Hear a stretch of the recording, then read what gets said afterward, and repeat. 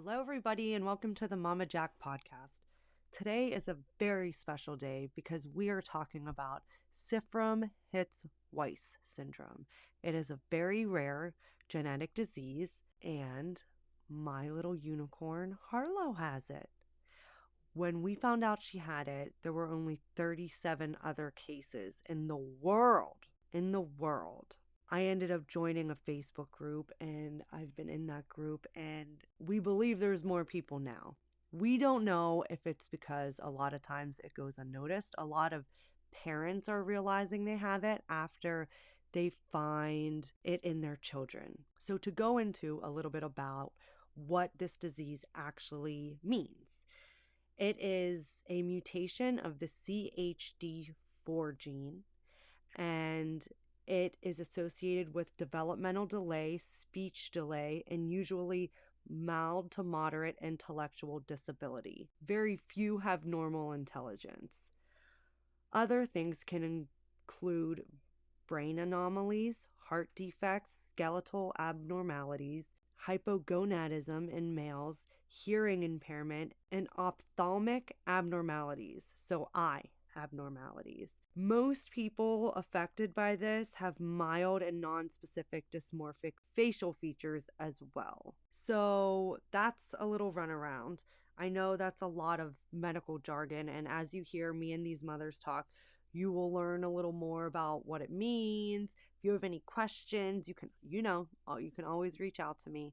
But this is near and dear to my heart because my little girl does have Sifrim-Hitz-Weiss syndrome. That is why I call her my little unicorn, because she is very, very rare. And I knew it from the moment I held her. So without any delay, we're going to jump right into it. I just want to welcome you guys. Thank you so much for doing this and sharing, your stories with me. I know all three of us have been through this, and it's probably been a crazy ride for all three of us, right? Yeah. Right. Yeah.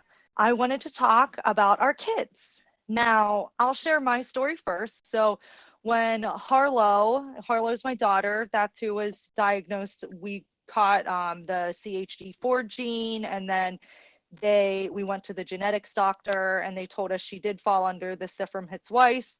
So when she was like 6 months old, she wasn't lifting her head still. It kept falling back.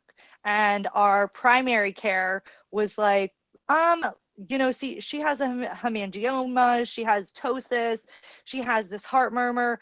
Let's check her neuro just to be sure, because she had a hemangioma, like 2 on her head. So they wanted to make sure that the one in the back wasn't pushing on anything causing that.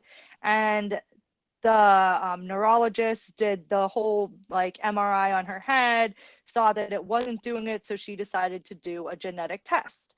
And that's when it came back. We knew nothing about it, of course, and you read about it and you're like, okay, well, this could be everything or nothing, right? So we had the neurologist, we had the ophthalmologist, there's all of them, right? Cardio, dermatology, what am I forgetting here? I'm sure, GI, because she wasn't gaining weight. So those were her symptoms. She wasn't growing like an average child. She wasn't gaining weight. She had hemangiomas. She had ptosis, and she had a heart murmur. So that was kind of what flagged us and started our journey. Somebody else want to talk on kind of how theirs started? You can go ahead, Alice. Boy or little girl? She's a girl. She's now Okay. She's coming up 9. Is Isabel. Okay. She was 17 days late, and then after she was born, she was pretty much incubated straight away because she was cold.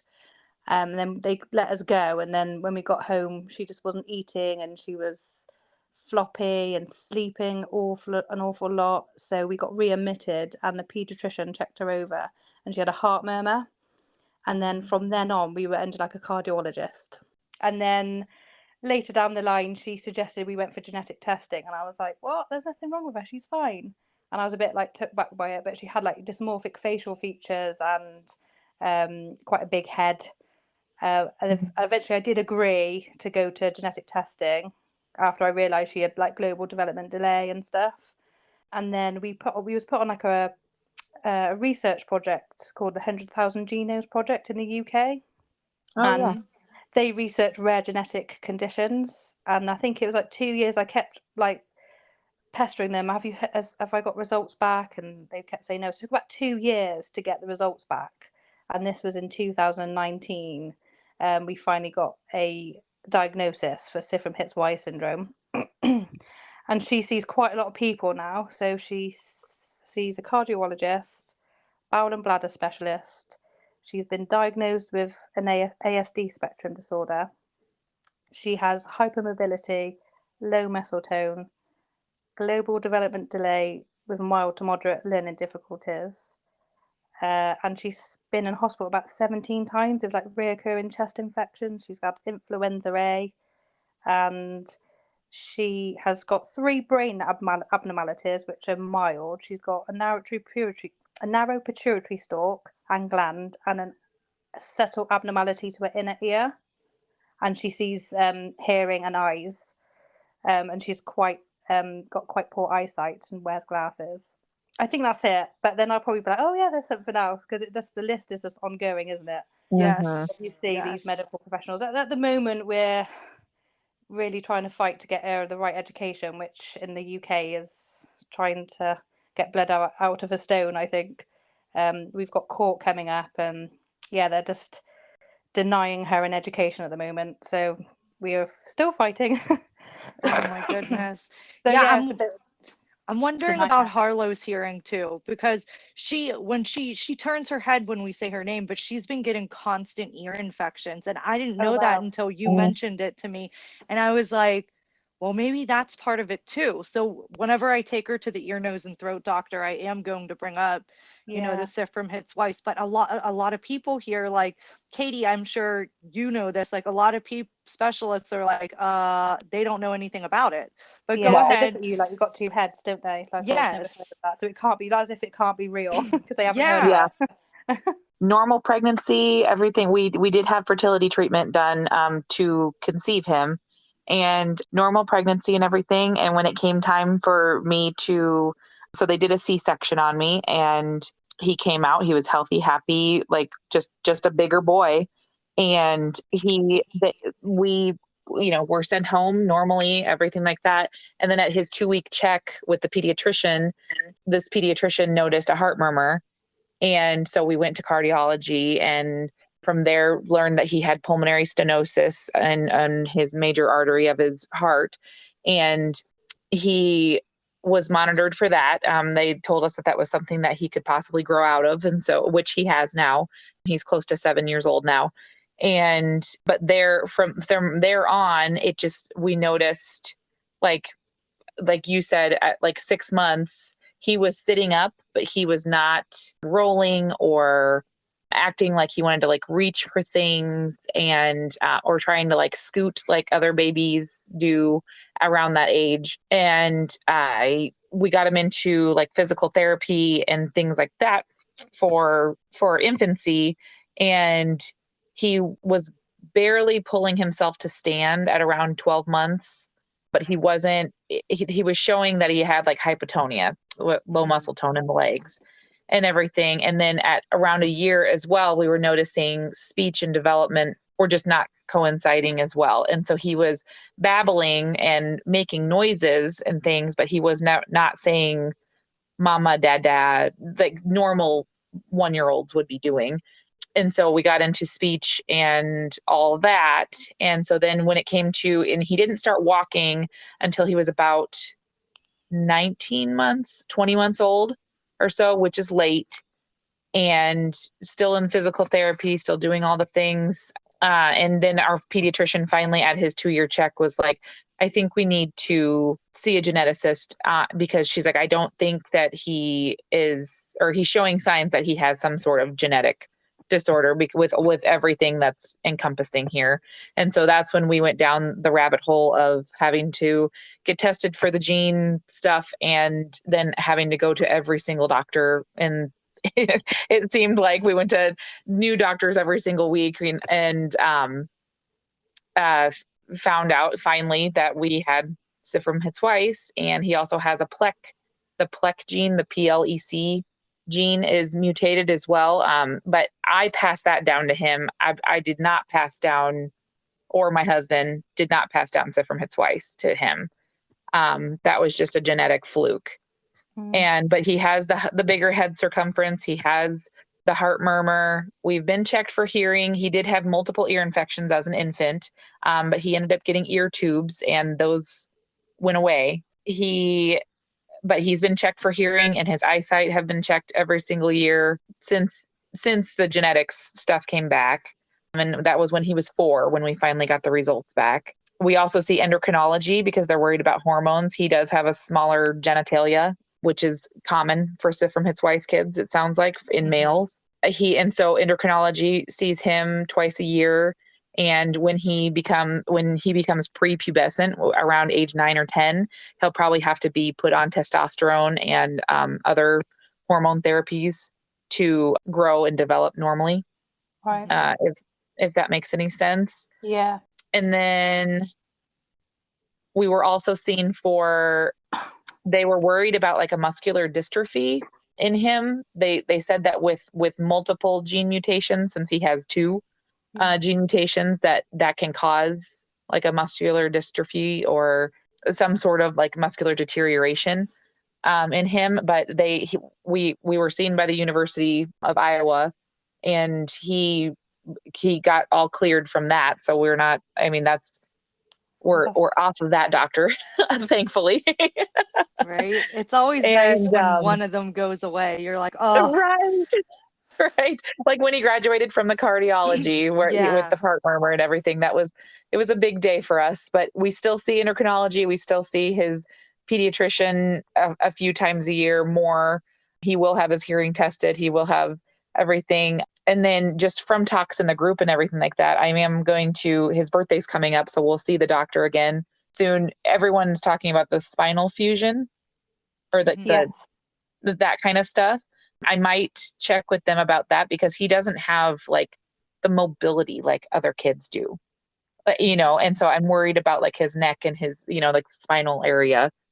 And so I may have him checked. We did have a brain MRI done when we were first diagnosed as well, and he does have a couple anomalies in his brain as well.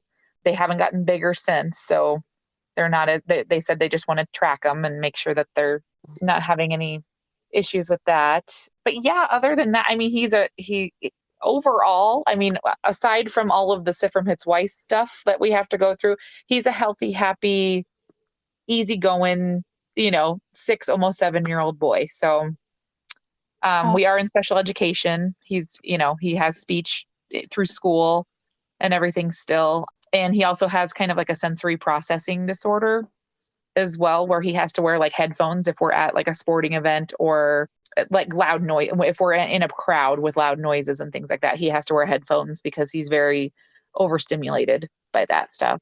So that sounds very similar to Isabel, like how she is. She actually does have the cervical fusion of her spine as well. He does. Okay. Yeah, and she has, which on the letter it says a congenital defect on the middle of her spine, but it doesn't actually state what. So there's 2 going on there, but she has quite similar with the sensory issues as well. It's funny how they all can have like quite similarities but maybe in a different way, but still quite the same at the same time, if that makes sense. Yeah. It's crazy. Yeah, It and is very crazy. For me, my little one is so small that we're just waiting for stuff, So like, she's in speech, she's in physical therapy. She was late to crawl. She was late to stand. She's almost walking now. Like she still wants to hold on to things, but she's pretty good. But she still does the like Frankenstein walk with her hands, So she's getting there, but she's not there yet. As far as learning, I mean, her speech, she says mama, and then she'll like babble, but that's it. And like you said, that's not at this age. She should be saying, I don't follow, but the charts, but I believe it's like 6 words they're supposed to be saying or recognizing. And So we know those two, and we're just waiting now. I know it's probably inevitable with a learning delay, because that's just across the board. Most people with this syndrome have a learning disability. So I know Mm-hmm. that's probably going to be in the cards for her. And it's just the waiting game, right? And it's the Mm-hmm. what ifs. And I mean, Alice, I don't know about your little girl, but Harlow just seems like I knew there was something the first time I held her. And people were like, and I was calling her my twin flame. I'm like, there's something with her. Like, I know she's special. Like, she's special. And people were like, yeah, every baby's special. I was like, I have a son. I love him so much, but this one's different. I know she's different. And she's so sweet, even as like a toddler so far. Now she's still 17 months, she has Yeah. time, but like I just can sense, like, I know that sounds weird, but like mommy intuition. Oh, I I feel I exactly the same. I felt and from the moment she was born, I knew that something wasn't right with her. Never, mhm I've had 4 children and I've never felt that. I love mhm a dear love for all my children, but I had this overwhelming feeling, and I didn't have postnatal depression that something was going to happen to her, or she was going to die, or I mhm just knew that they're just, I don't know, like you said, like mother intuition. There was yeah something that I knew wasn't right from the mhm moment that Mm-hmm. I held her. And yeah, it's such a strange feeling. She's also the sweetest, gentlest, a very good typical toddler. Like there's no toddler tantrums, very passive, eager to please, very gentle. And I think quite a lot of children seem to have that sort of personality quality in them. They're Mm-hmm. very passive and gentle and calm. Yeah, it's I don't know, it's quite a I don't know what the trait is, what you'd call it, but I've always described her as a sweet, gentle soul. yeah Yeah. yeah It's that's I how would I say feel like. Ben too.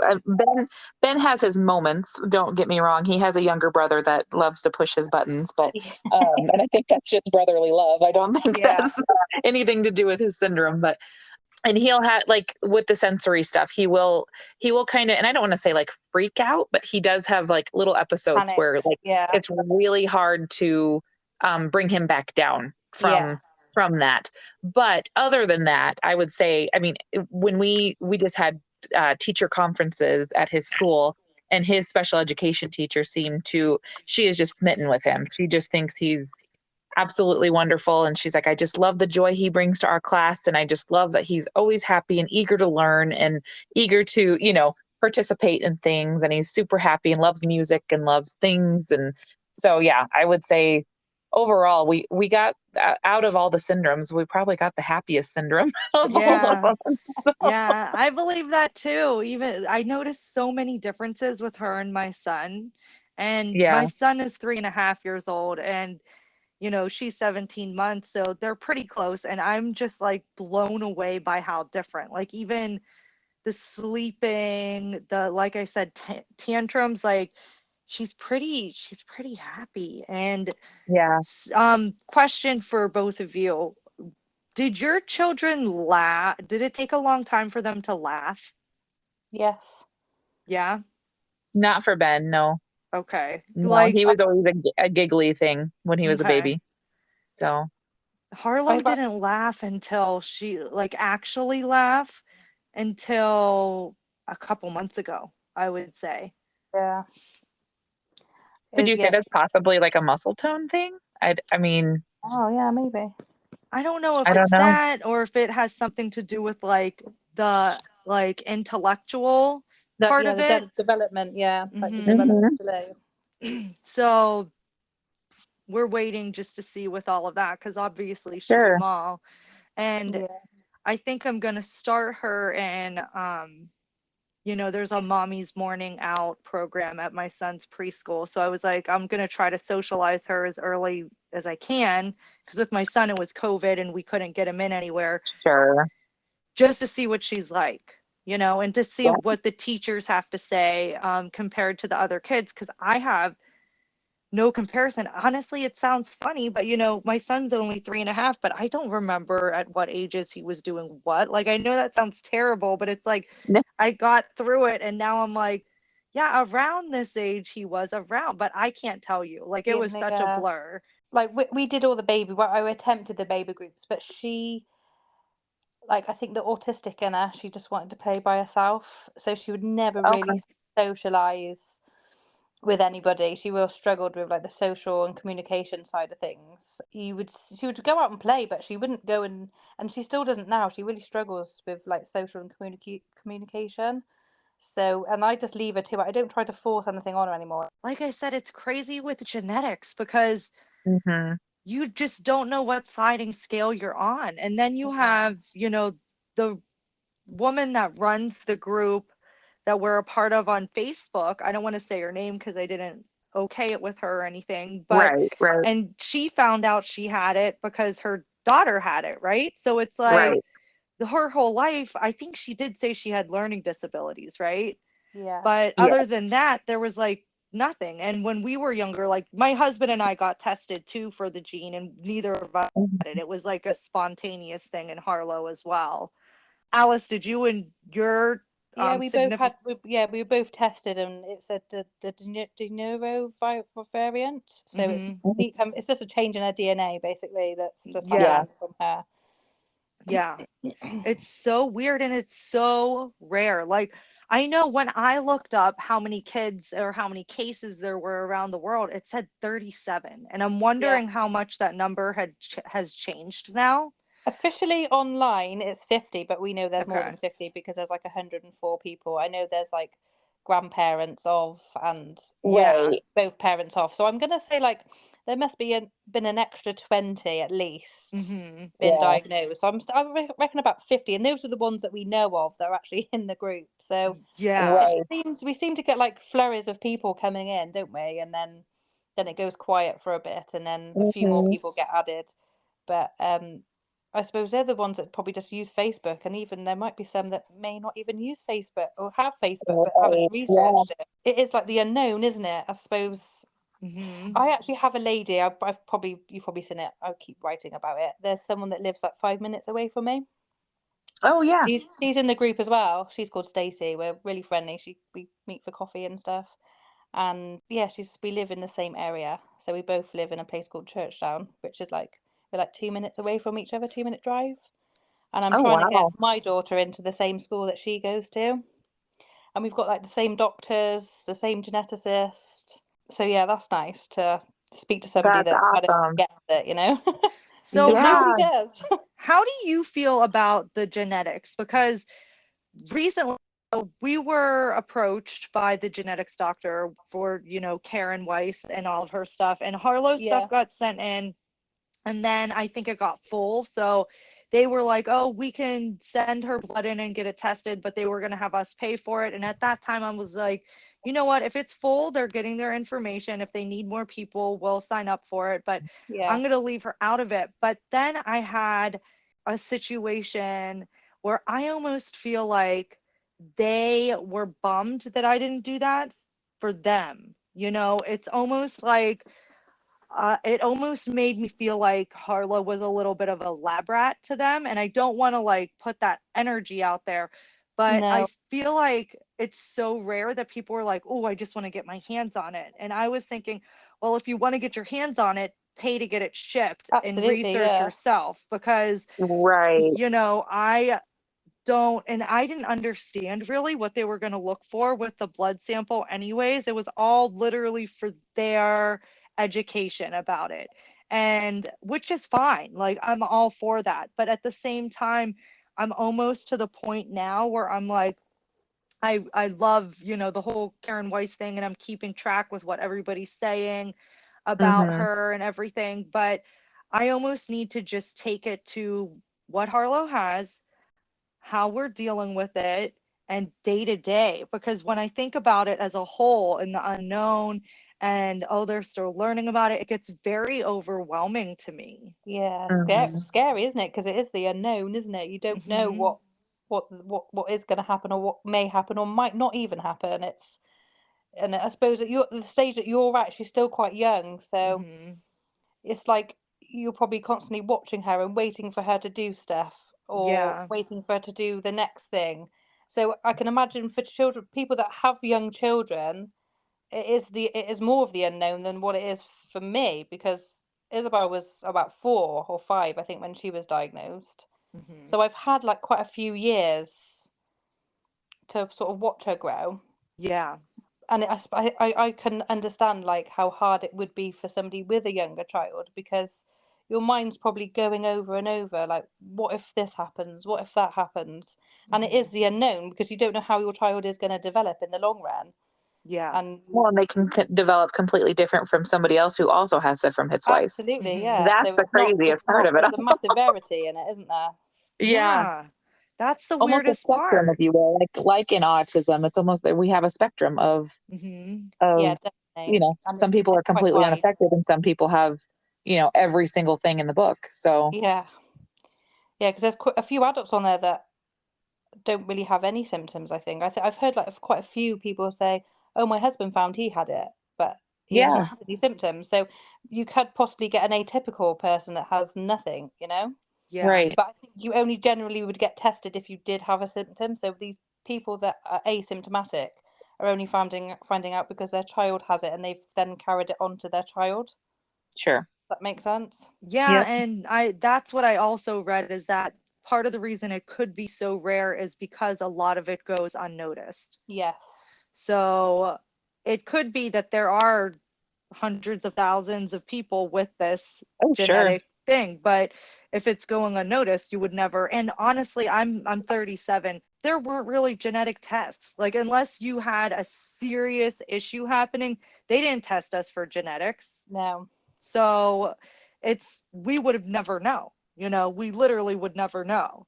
Well, yeah, now we all know because we've all had our genetics tested, right? But Yeah. like as a young kid, they just weren't doing stuff like that then. And I feel like it is good to know this for me so we know what to look out for. But Yeah. hmm it honest to God, it keeps me up at night sometimes. It breaks my heart. And even though she's so sweet and happy, and that's just what I concentrate on. And my husband tells me, he's like, she's the happiest little girl and she's so sweet. And you just have to keep on that. But as a mom, it's like you just worry. And then I was telling Katie about this the other day, Alice. I don't think I told you about it. At the time when I was pregnant with Harlow was when the COVID vaccine came out. So my Right. mother had stage 3 breast cancer, and I decided to get the vaccine. So many people, when it came out, like Harlow, when I told everybody, Harlow has Yeah. this genetic condition, they're all like, well, do you think it's from the COVID vaccine? And I was like, it absolutely isn't, because yeah, she had it at like basically at the very beginning, within the first couple weeks of getting pregnant, is when Yeah, it's you're. like the gestational stage, isn't it? Yes, and I didn't get that until I was 13, 14 weeks pregnant, 16 weeks Right. pregnant, I can't remember. So I got hit with that too, and there was a lot of guilt around that because Mm. it was like, what do you do? And everything was so unknown with that at the time too. But now I know, like, nothing to do. Even the doctors like even smiled when I said that. They were like, no, absolutely not, no way. Because I asked them, like, is there any chance? They were like, absolutely no chance, like zero chance did that affect her. No. So it's just we have unicorns. Like I said, we yeah, Yeah. truly have unicorns. And it's like, I want to try to look at it as a gift because they're so special. And as I mean, across the board, they're so sweet. Even look at the Yeah. older, people that are showing the signs that they have it in the group, just are so sweet. Yeah. And physically, I just hope that everything stays okay. Now, my genetics doctor said where Harlow is at is pretty much where she'll stay. So nothing will get worse. So like she had the hypotonia too, and now Okay. she's hmm almost walking. So it's like, okay, that won't get worse. If she starts to walk, it'll be fine. But the neck thing, I am going to get checked out. I'm going to talk to the doctor about it. she's not showing any signs, but she's not really whipping herself around yet, so Yeah. I don't know about that, but I think that is something very serious that we all need to get checked if we haven't yet, because that can cause a lot of damage, just the weakened, is it the vertebrae or is it the So muscles in the neck? it's like fused cervical Okay. vertebrae. Okay. The only reason why we found out was because they've always said Isabel's had scoliosis, and it kept saying Hmm. with our local doctor, which is quite a small county, and they was like, oh yeah, it's 22 degrees, so we're going to refer you to somewhere further away, a more of a specialist department. And we got there, it Hmm. was like, oh, she hasn't got any scoliosis at all. I was like, well, why have they told me she's got 22-degree angle? But it actually turns out she's got posterior, so that's from her muscles. Hmm. So where her muscles are weaker, it's not supporting her spine properly, which then can technically cause proper scoliosis in the long run. But Hmm. they did Okay. an MRI scan anyway, and then they discovered she had the fused vertebrae then, and then something on the middle of her spine, which is a congenital defect that she would have had from infancy or birth or Hmm. gestational stage. So yeah, it's a fused vertebrae. So you have I think they do say that on the papers, that you do have to be careful of like neck movements. There's quite a lot of report on Isabel's reports that she can't do any like trampolining or roly-polies or anything that will cause like trauma to the neck. Hmm. Sure. I don't know why, because they do fuse vertebrae as a spinal surgery anyway. So I don't know if it is damaging or what it means. I don't really know that myself, because I'm pretty sure when they do spinal surgeries, they fuse bones together in the first place to make them better. I'm not sure what the technical terms are. So I Hmm. don't know what the damaging effect is. Probably like rapid neck movements, maybe, but no one's actually told me what the damaging cause could technically be with fused vertebrae. So I might have to look that up, but yeah, I'm not sure. See, Harlow, like, she's like our little rocker girl, we call her, because she will like whip her head back and forth. So even when she's sitting in her chair, like eating, if something's good, she's like, and she's like Yeah. going back and forth with her head. So I'd be shocked if it was something like that. But also part of me is like, is she trying to move a little bit and her neck is weak and it's going floop? But I'm not, Right. I'm not 100% sure. But we haven't gotten that far yet. How are both of you taking all of this? And what were your thoughts when you first found out? Because you guys found out way before I did. So there was even less information probably when you found out, right? Hmm. Yeah. You go first. I'll go Okay. after.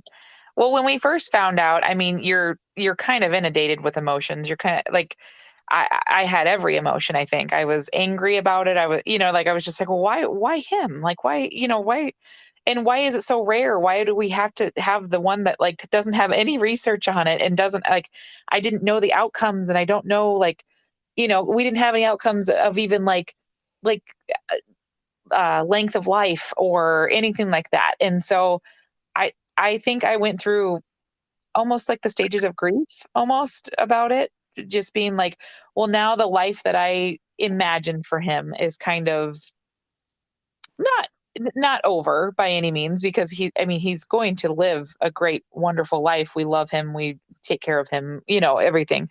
But I think it was just almost well, he's now going to have more challenges and more, and have to be monitored more and like kind of live that doctor's life. And I don't know. I guess, yeah, like I said, just every emotion, but also now with him growing and seeing him and develop the way he is and as sweet as he is, and, and how much fun we have together as a family, I guess I'm more like, I kind of see this as more of maybe a little bit of a gift or a blessing, and maybe a blessing in disguise, if you will. Like, I know all the medical stuff is no fun, but he really is truly such a gift to me and to our family, and brings so much joy and happiness that I kind of now am at peace with it, if that makes any sense. Hmm. As his mom, I do get overwhelmed with like the social aspect of it, because since he is developmentally behind his peers now that he's in school. You know, you see them going on play dates and like getting invited to birthday parties and things like that. Well, Ben doesn't really like since he's so much behind everyone.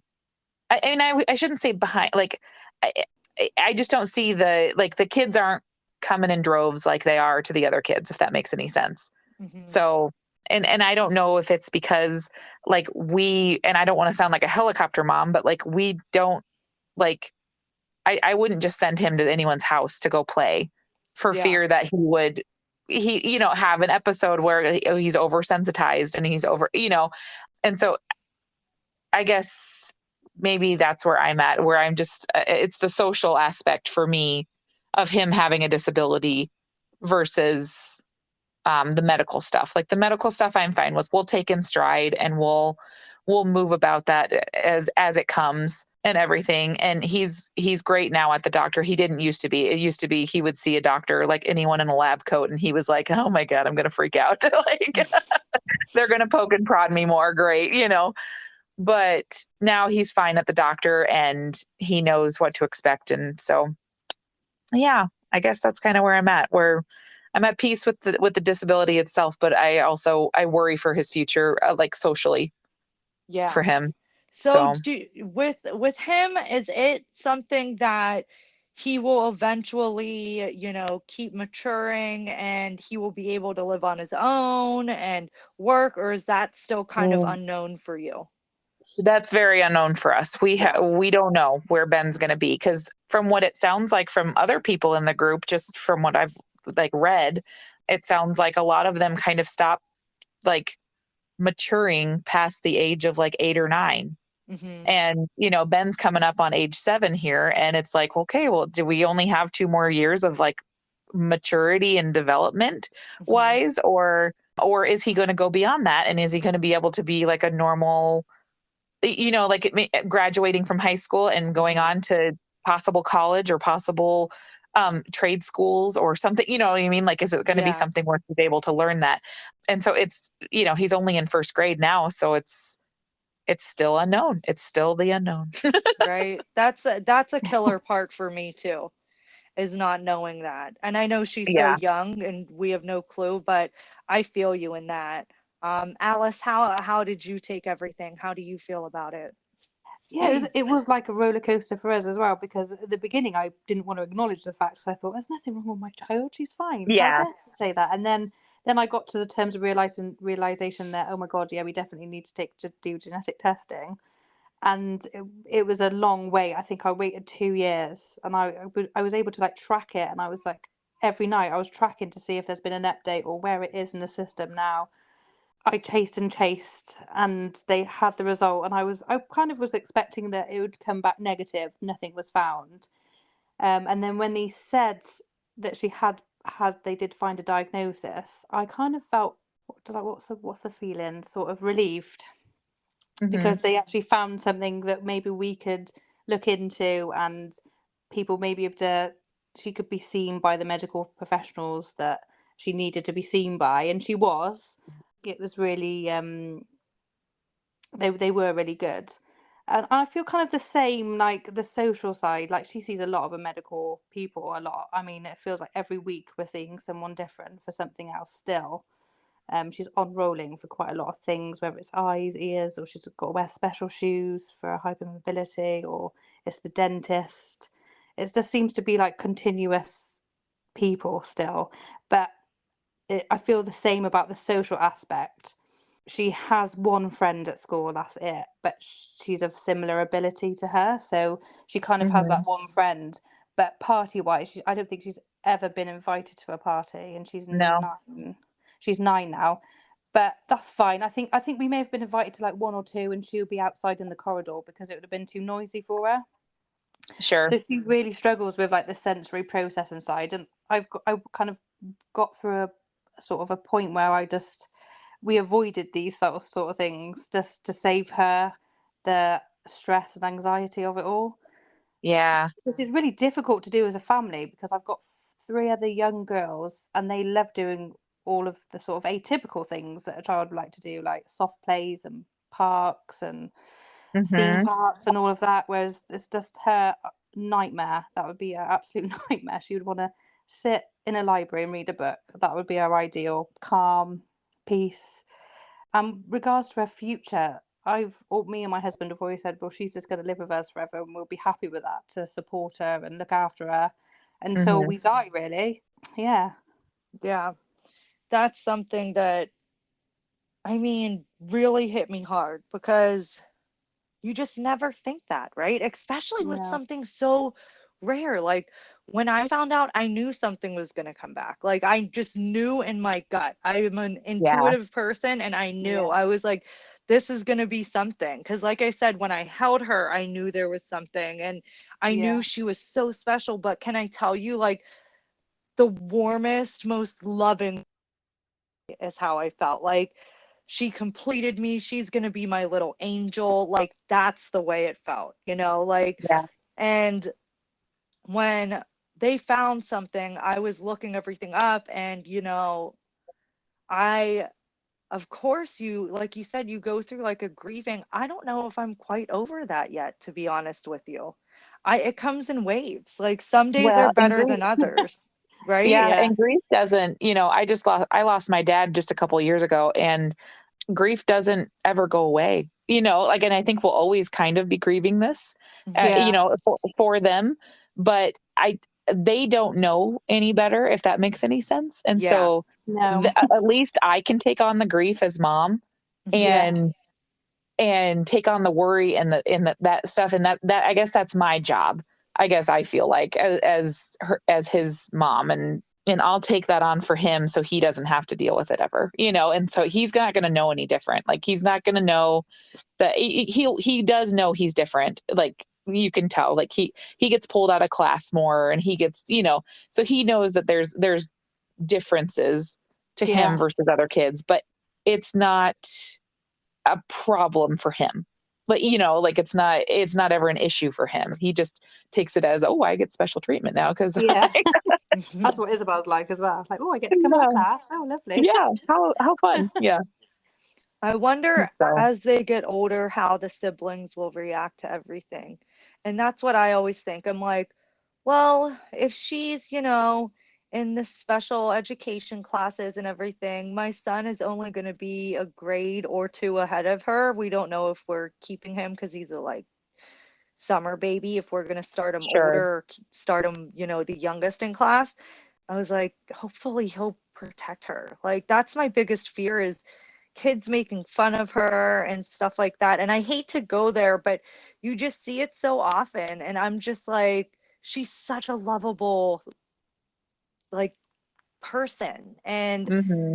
I it just breaks my heart. Like when you told me that your son wasn't getting invited to parties, like I felt Yeah. anger inside of me, like actual anger. I'm like, how dare these people? Like parents should know better. Like even if you don't have a kid with special needs, like if there was a kid in my son class that had special needs, I would just say, yeah, it's a kid's birthday party. You can come, you know, and if Everybody's welcome. Yeah. yes, Yeah. and if they can't, you know, if they're getting overstimulated or whatever, like we'll make sure that they're not embarrassed. You can go home, like no judgment at all. Like just let Right. me know what you need me to do to accommodate you. Like I could never imagine just like skimming over that kid.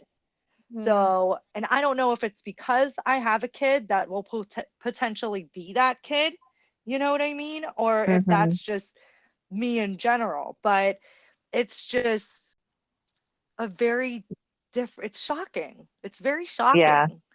And it sometimes like I wake up and I see her and it's still shocking to me. Or like she'll just be eating and doing something and I'm like, it'll hit me again. And I'm like, oh my Hmm. goodness, Jackie, like you got to get used to this at some point, you know? You have to. Like you can't drive yourself mad just thinking what ifs because what if she doesn't, you know, or what if Yeah. they do grow up to be completely, you know, typical people, or what if it's an amazing, amazing, amazing experience and something that you didn't know you needed for the rest of your life. You know what Yeah, I mean? definitely. That's how I look at Ben. I mean, I really think he was sent from the heavens to be, be my little sidekick and be my happiness, I guess. I don't know. I enjoy him so much, and and we, like I said before, we struggled. I mean, it took us 5 years to even get Ben. So Mhm. we, to have him even just be on this earth is just such a blessing to me. So I just look at it as moving forward. I guess I look at it as a positive, Yeah. and we'll just deal with the medical and as the negative, Mhm. So Yeah. Well, there is no like life expectancy for this. no, and No. there's no life expectancy for us either, if you think about Yeah. it as atypical parents. Yeah. So But so that, in my opinion, makes me feel better, right? Because it's yeah, not like we are But very it's not lucky life in the limiting or sense, anything. yeah, we're lucky in the sense that there's nothing that really progresses. It kind of just is what it is, It is, right? yeah. yeah, So that's a good thing to think about as well. Yeah. That's kind of what keeps me going too, is that Going. it's not progressive. Like nothing's going to get worse.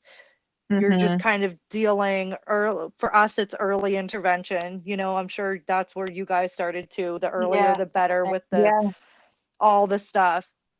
And I will talk to the ear, nose, and throat doctor about her ears and all the ear infections and doing a hearing test, because she wouldn't sit still for the hearing test at the pediatrician, her last appointment. So sure, it's hard at they that age, isn't it? They just want to wriggle and give yeah, the so attention, isn't it? They yeah, get bored easily. yeah. yeah. So Well, okay. like I said, Ben got the tubes. I mean, he had Yeah. tubes placed, and we haven't had an ear infection since. I'm thinking So that's what's going to happen with both of my kids. yeah, and And what about the?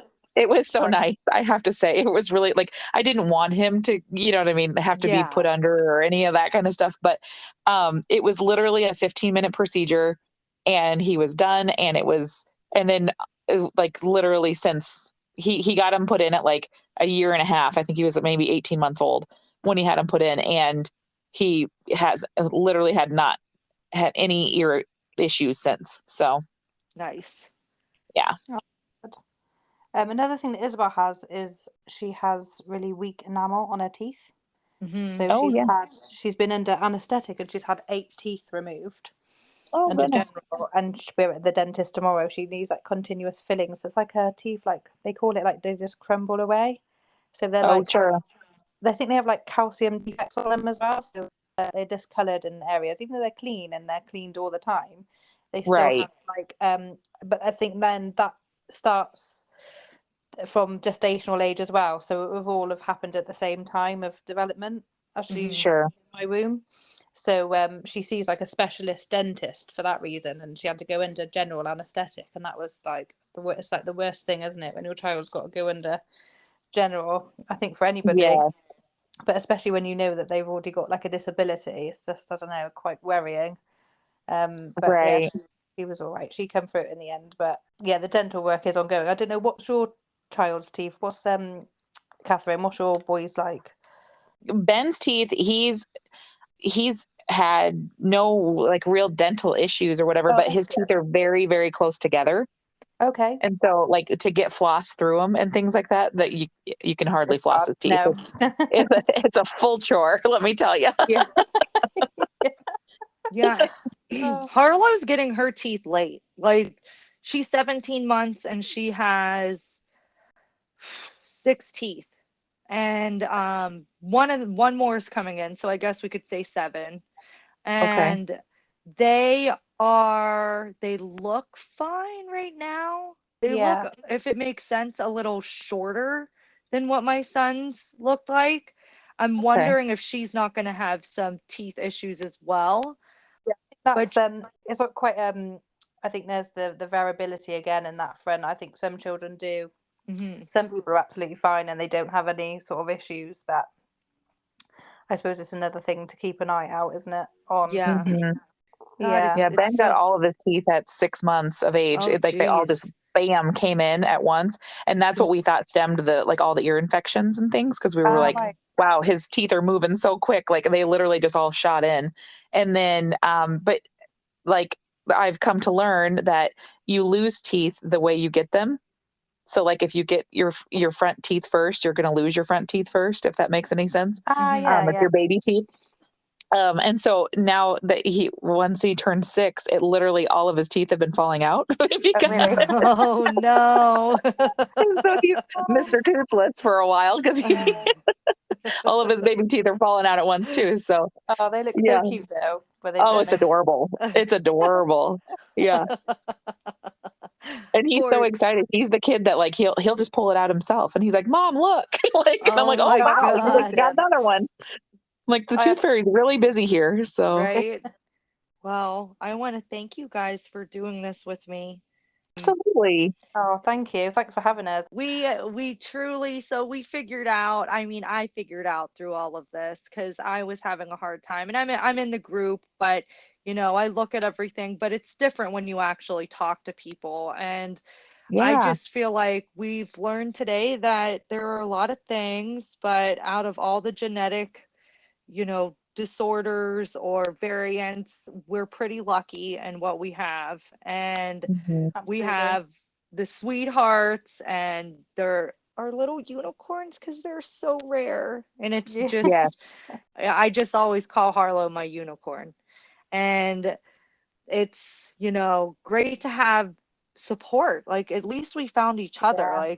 Absolutely. Thank Absolutely. I goodness am that, grateful for that. Yeah. because we really don't have the doctors, right? It's not a known thing. No. No. So we kind of bounce stuff off of each other, and that's great. Yeah. And So, in conclusion to this episode, you can see we're all just learning about this. We bounce ideas off of each other. It is a very, very unique experience to have a rare genetic disorder or to be a parent of a child that has one. We are still learning every day about this. It is all new. You heard with me. I'm still having a lot of trouble coping with it because Harlow's so young. So we don't know what this has in store for her yet. And as I said before, it's a sliding scale. So it could be anything from absolutely nothing to all of the above. So we're just playing that waiting game right now. I'd love to thank Katie and Alice again for being on and sharing your stories about your little unicorns as well. It was great chatting with them. We actually decided we were going to start Zoom conversations for anybody in the Sifrim-Hitz-Weiss group that wants to chat. And I think that's beautiful. Again, being a parent to a child with a rare genetic disease is not easy. We're dealing with Sifrim-Hitz-Weiss. I know some of you out there are probably dealing with other things, and my heart goes out to you because it is challenging. And I think the most challenging part for me is the unknown right now. Obviously, Harlow has had some difficulties already, and she's overcome them, and we will just see what she has in store for her in the future. We are blessed that we know that she has this syndrome and we know what to look out for so we can get early intervention, and that's what we've been doing thus far. I know she's going to have a beautiful life no matter what. I know all of these children will have beautiful lives no matter what. And they will always be our precious little unique unicorns. I know I called her a unicorn like 500 times, but she really is one, as are all the other kids with this rare, rare syndrome. Thank you so much, everybody, for listening.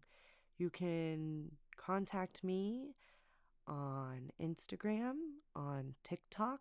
I have a Facebook group and a page on Facebook.